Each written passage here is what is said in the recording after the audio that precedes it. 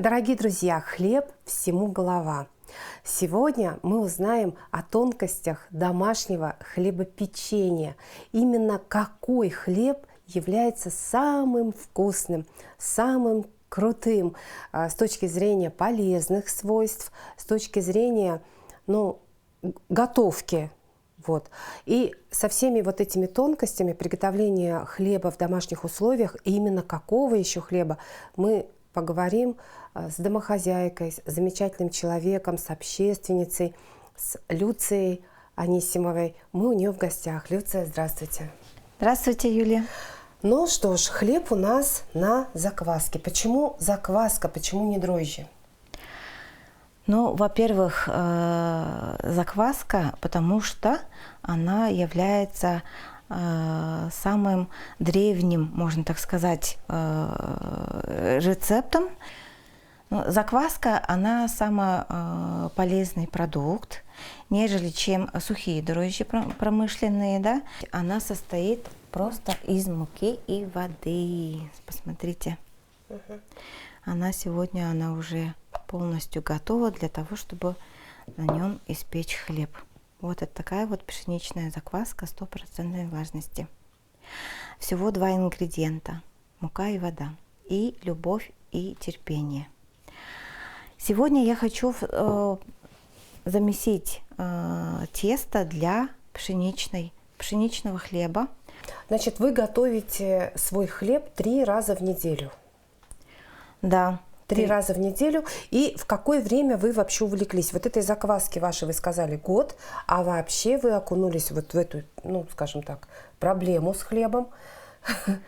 Ну, проблему с хлебом я окунулась уже, можно так сказать, в течение, 3 года тому назад я столкнулась с тем, что у моего сына, а он с особенностью развития родился, да, появилась какая-то вот проблема с кожным покровом, можно сказать. То ли экзема, то ли аллергия. Врачи были в недоумении, да, то есть это не аллергия. Аллергии у него не было. Аллергоскрин у него сняли.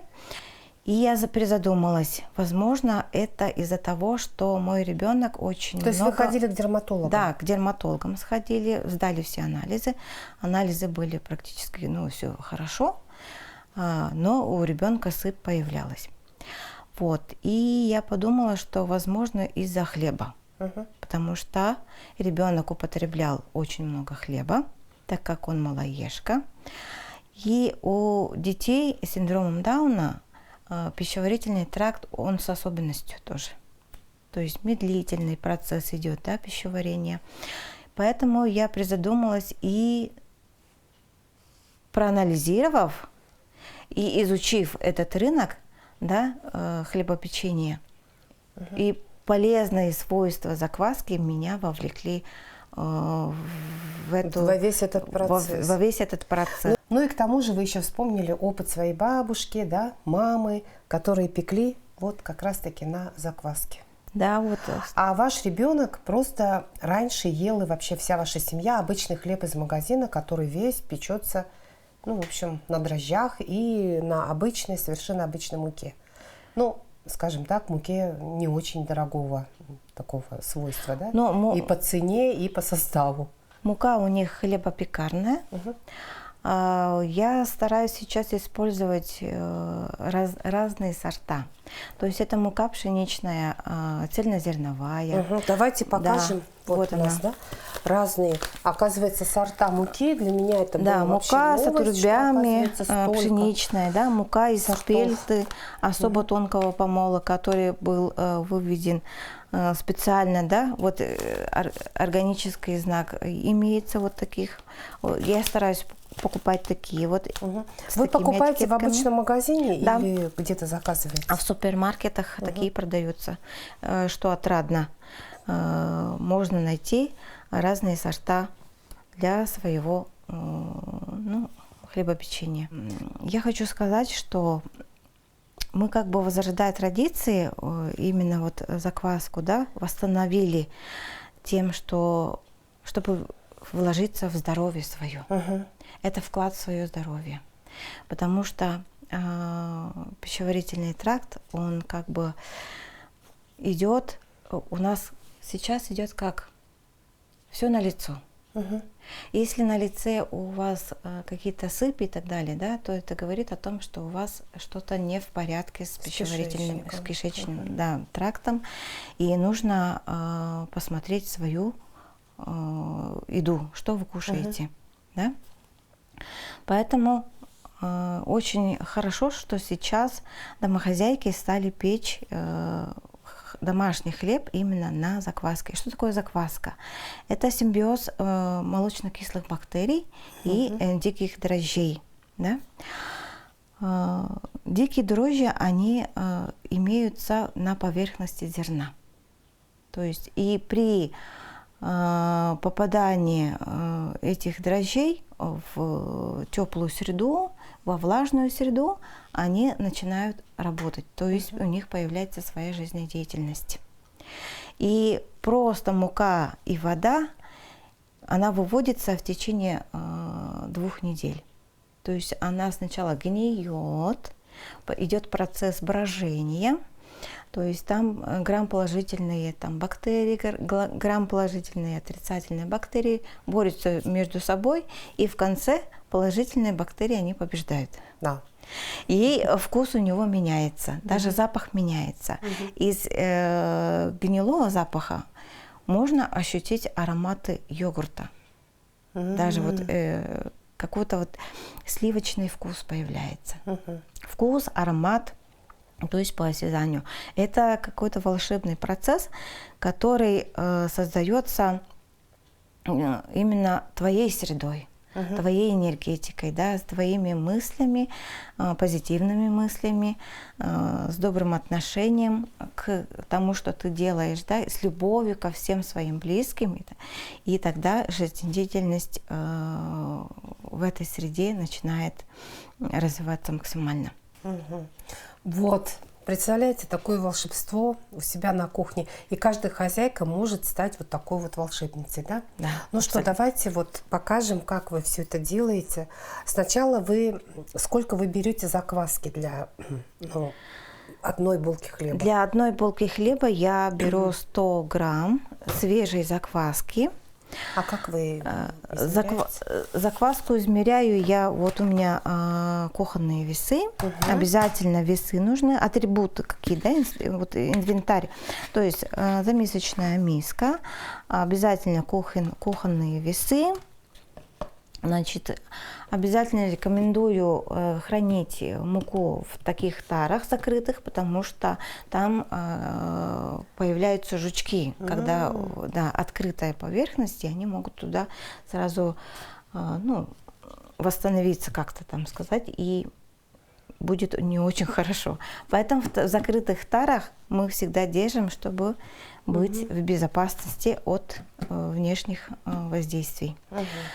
Теперь нам нужна вода. Вода, она должна быть живая, не кипяченая, абсолютно холодная. Потрогайте, это ледяная вода. Ух ты, ледовая вода. Ледовая вода. Закваска работает на ледовой воде. Здорово. Значит, мы сегодня возьмем 100 грамм нашей закваски пшеничной. Вот она моя. Вот, и 400 грамм холодной воды. Я работаю вилкой, потому что мне очень удобно замешивать, потому что через вилку проходит воздух, и тесто становится пышной, воздушной. Итак, начнем. Закваску нужно периодически кормить. Она поднимается в течение дня при комнатной температуре. Дорогие друзья, как у нас тут, в общем, наши секреты. Эфирного времени мало, поэтому вы уже как бы заготовили, да? Я уже заготовила формовой хлеб. Это тесто-заготовка называется, да? Тесто, она уже поднялась, и мы должны будем его уже выпекать. Поставить? Да. Она поднимается в течение 5-6 часов. Да? То есть от времени замеса специально я замешиваю. Вот так. Вот я сейчас показываю, мы будем замешивать, да? Я замешиваю. И потом это вот тесто. все длится 5 часов, да? Да. Как мы поставим, как чтобы формочку. после замеса обязательно должно стоять в мисочке в самом, да, где я делаю растяжки с тестом. То есть я его закатываю в конвертик, то есть манипуляций здесь очень много. Да? Да, в течение 30 минут даю отдохнуть, потом опять начинается этот процесс, да. То есть я его тесто рыхлю таким образом, да, можно То есть так вы сказать, обогащаете кислородом, да? обогащаю кислородом, да, и даю глютену соединиться. А в это время вот эти молочно-кислые бактерии, они будут разрушать вот эту глютеновую сетку. То есть я им помогаю таким образом, то есть, да, то есть подняться. вы как бы из нездоровой, скажем так, вот, Да, вы делаем превращаете здоровую в самую среду. прям вот живую как бы вот среду хлебную. Тем самым я помогаю диким дрожжам, настоящим природным дрожжам, да, вступить в реакцию, да? Да, в реакцию. Поэтому вот так вот. Здесь нет сухих дрожжей абсолютно. Это здорово, это вообще просто вот, ну, сказочно.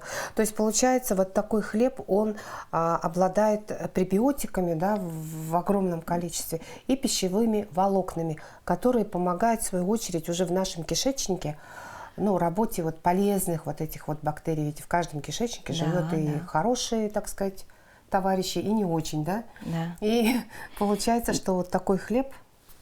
И вот такой хлеб, она помогает именно стать здоровее, так скажем, да? Так как вот эта вот микрофлора нашего кишечника с закваской очень схожи, и мы, получается, практически ферментированный хлеб, уже половину работы кишечника мы за него сделали. Вот именно закваской. Закваска за него все сделала, и нам просто даем именно доварить, да, кишечнику, и тогда кишечник не так сильно устает, можно так сказать, да, и тем самым, конечно, мы чувствуем себя намного легче, да, нет изжоги так таковой, когда мы употребляем. Как в рекламе. Да, изжоги нет. И даже можно тем самым потерять в весе. Легкость появляется, да. И насыщенность появляется. Здорово. То есть здесь можем в общем, кусочком обойтись, плюсы. по 3 кусочка в день, можно так сказать, да? Да. И чувствовать себя сытыми. Вообще здорово. Ну, давайте вернемся к нашей закваске. Закваску мы берем 100 грамм пшеничной закваски, 100% пшеничной влажности. Почему 100% влажности? Это пропорции одинаковые. Если я даю 50 грамм закваски и кормлю 50 грамм воды и 50 грамм муки, это называется 100% влажности. То есть одинаковые пропорции. Поэтому она такая вот тягучая. И влажная. Так, теперь добавляем здесь 400 грамм ледяной воды. Закваска работает именно в ледяной воде. Слушайте, а если, например, это люди, которые захотят повторить ваш рецепт, ну, живут там в городе, например, в крупном, да, где же они возьмут ледовую воду? Ну, там реки Лены нет рядышком, ледовой. Но если лед, воды где так, же они возьмут-то? Как сделать? Это нужно заморозить обычную воду в холодильнике, да, в морозилке? Получится можно, но мне вот поставил муж фильтр, и я через этот фильтр беру. То есть а потом его замораживаете, да? Или как? Можно или замораживать. Или охлаждаете? Да, замораживаю. Замораживаете, чтобы прям лед получился. Да. Ага. И талая вода. Вот талая вода, родниковая вода, абсолютно вот стихия закваски. То есть в самой воде имеются свои там жители, да, бактерии и так далее, и в самой муке. И вот этот процесс их соединения и жизнедеятельности идет брожение. Здесь я добавляю муку пшеничную высшего сорта и муку пшеничную цельнозерновую. Самой такой полезной мукой является цельнозерновая мука, потому что она молится вместе с оболочкой, то есть его Не отделяют. не отделяют. Мгм. Ну и тем самым полезные свойства здесь у них Полностью очень сохраняется, много. да. Здесь витамины, здесь Микроэлементы. клетчатка, Мгм. микроэлементы, своя клетчатка. И здесь А 80. мука высший сорт? Я обычно беру с большим количеством белка. Здесь у меня белок 12%. Мгм. То есть в составе муки есть белки и углеводы. Вот это вот надо смотреть. И самый такой полезный – это мука с наивысшим количеством белков. Мгм. Поэтому здесь я добавляю именно эту муку. Эту муку можно, в принципе, приобрести. Я в основном пользуюсь мукой фирмы Макфа. Мгм. Она очень хорошо работает как с закваской, так и с тестозаготовкой. Мгм. То есть здесь ее очень много. Но по граммовкам сколько вот вы добавили вот этой муки? Цельнозерновую я добавила 80 грамм. Мгм. И остаток довожу до 550 грамм. Вот. Чуть больше стало. Если она сухая, то можно убрать, ничего страшного. И вот в таком количестве я буду сейчас его намешивать. Тоже работаю вилкой. Мгм. То есть здесь уже не надо добавлять никаких там Нет, пока яиц, нет. Не да? надо. Мука, вода. А соль? Соль добавляем по истечению 30 минут. После того, как глютен возьмется и тесто станет липкой. Да? Мгм. Обратите внимание, что сейчас вот мука, она рыхлая. Ну, тесто само рыхлое, да? Так. Мука соединяется с водой, идет чарующий процесс соединения закваски, муки и воды.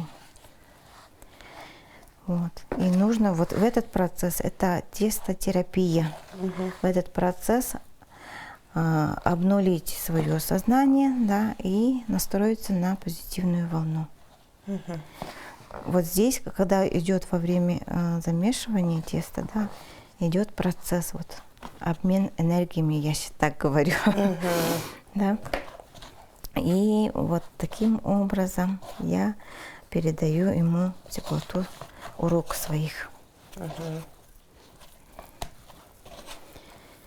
Замешиваем очень где-то на 2-3 минуты, чтобы у нас взялось полностью. А, допустим, деревянной лопаточкой можно вот мешать или все-таки лучше вилкой? Ну, кто как привык. Можно и деревянной лопаточкой, но там комки бывают от ну, теста. вилочка А всё-таки вилочка лучше, все-таки, да? да, эти комки. А смотрите, а вот быстрее. еще знаете как, есть же этот венчик.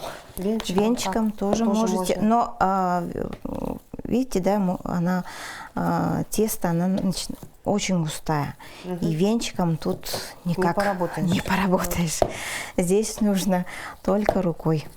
Но либо в планетарном миксере можно сделать, да, но я люблю делать все своими руками, потому что так намного кажется, вкуснее. Да, и лучше дома. Да, лучше рук уже нет. Да. Вот таким образом замесили, и мы его оставляем на 30 минут. И потом добавим соль, еще раз сделаем складывание конвертиком и на 5-6 часов оставляем. И все? И потом его перекладываем в форму, ждем еще 1-2 часа, и потом уже выпекаем в духовку. А в духовке сколько выпекать нужно? Выпекаем 60 минут. Ага, целый час. При какой температуре? При температуре 200. 200 плюс 200 градусов. 200. Так, целый всё, час. А целый там надо час. как-то открывать, что-то там Нет. протыкать, ну, Нет. как-то там что-то вот колдовать еще. Может, встряхивать немножко. Ничего не надо делать? Стряхивать ничего не надо, оно упадет. Вот она, видите, да, она поднялась. А сами формы нужно смазывать там маслом? Да, обязательно перед тем, как его использовать, формы мажем сливочным маслом. Все края буквально. И донышко, и все 4 края. И Стеночки. потом стеночки. Ага. Да. А потом закладываем вот этот наш хлеб, да? Да, закладываем хлеб и печем. Значит, вот 3 минутки вы вот это вот так вот промесили, Промесила. потом мы оставляем. Надо вот просто оставить на столе или вот накрыть чем-то в холодильник. Накрыть обязательно. И в холодильник поставить? Нет. При температуре 24 и выше. Оставляем. То есть, ага. Так, вот пока забыли. Давайте вы пока, у нас идет время, вы расскажете нам вот про эти дела. Как вы делаете вот эту закваску и как вы сделали вот эту закваску? Они одинаковые или? Они, здесь моя молодая закваска, а здесь моя, ветеран, можно там сказать, да? Люция, расскажите, пожалуйста, как вы делаете закваску и из какой муки? Я закваску сделала именно из ржаной обдирной муки и муки пшеничной цельнозерновой. Это, да, выведение закваски на 2 сортах муки. А сейчас вот закваска, она кормится у меня на пшеничной муке высшего сорта. То есть вы смешали как-то, получается? Изначально она была другая, да? Изначально мы выводим на ржаной обдирной, на муке вот пшеничной цельнозерновой, да, в течение 2 недель. Она вот так вот бродится сама. То есть она вот как-то да. там вот, в общем, растет, как-то там вот эти колония вот этих вот полезных там каких-то свойств, да? Да. Закваску я кормлю в пропорциях 50 грамм закваски и 50 грамм муки и 50 грамм воды. Вода должна быть комнатной температуры. Вот. И сейчас мы уже его будем кормить. Закваску кормим в том случае, когда она поднимается и опадает. Кухонные весы обязательно. Граммовку соблюдаем обязательно. Почему 50? Потому что в средней вот такой граммовке бактерии молочнокислые, да, и дикие дрожжи развиваются им комфортнее становится из-за этого. Если мы берем 25 грамм поменьше, то там уже как-то им будет тесновато. И добавляем воду живую комнатной температуры 50 грамм. То есть пропорция 1:1:1.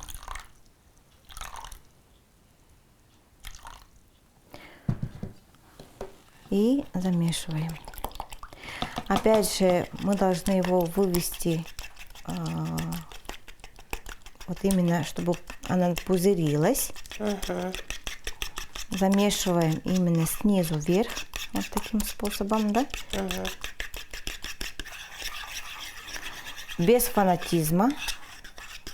Замес должен идти с любовью. Вот пузырики у нас появились. И теперь мы добавляем 50 грамм пшеничной муки высшего сорта. Обязательно кормим высшим сортом, потому что цельнозерновая мука пшеничная, она для кормления не подходит. Только для выведения закваски.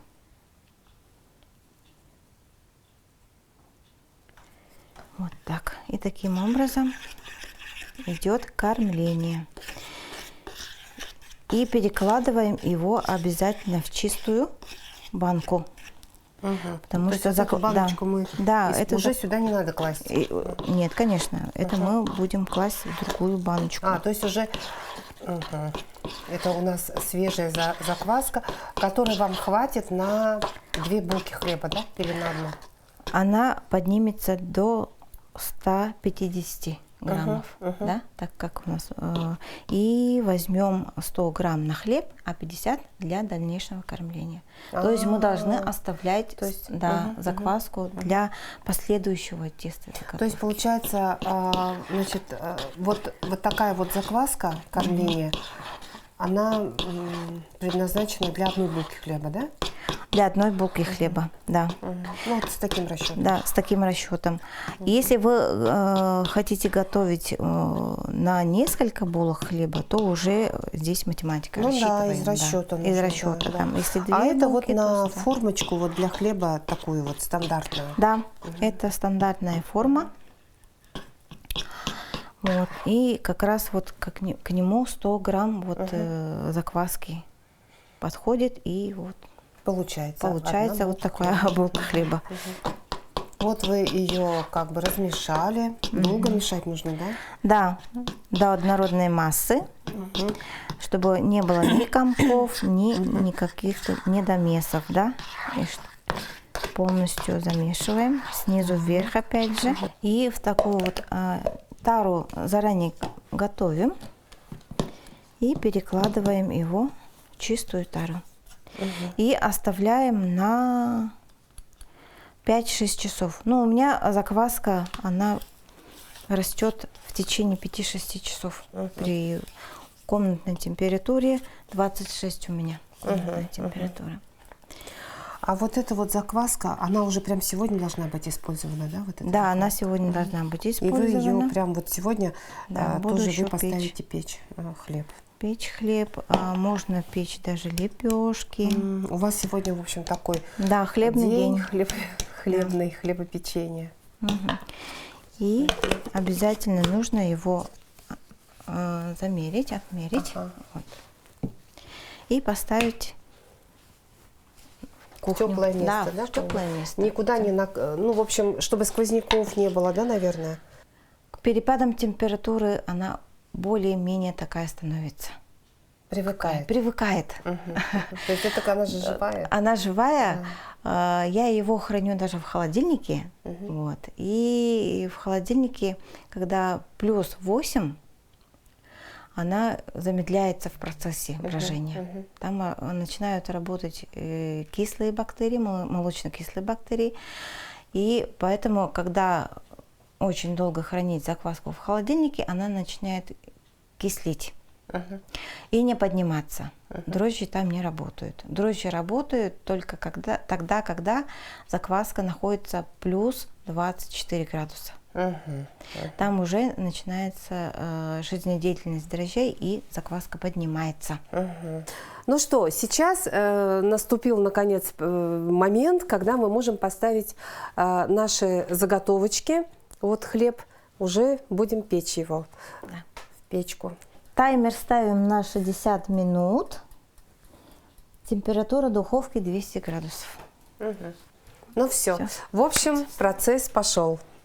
Теперь будем чувствовать запах хлеба, как она печется. Вот этот аромат свежеиспеченного хлеба. Она дает какую-то другую энергетику. Конечно, гармонию семьи. Да, конечно. И сразу атмосфера такого уюта, гармонии. Детством сразу как-то пахнет, да?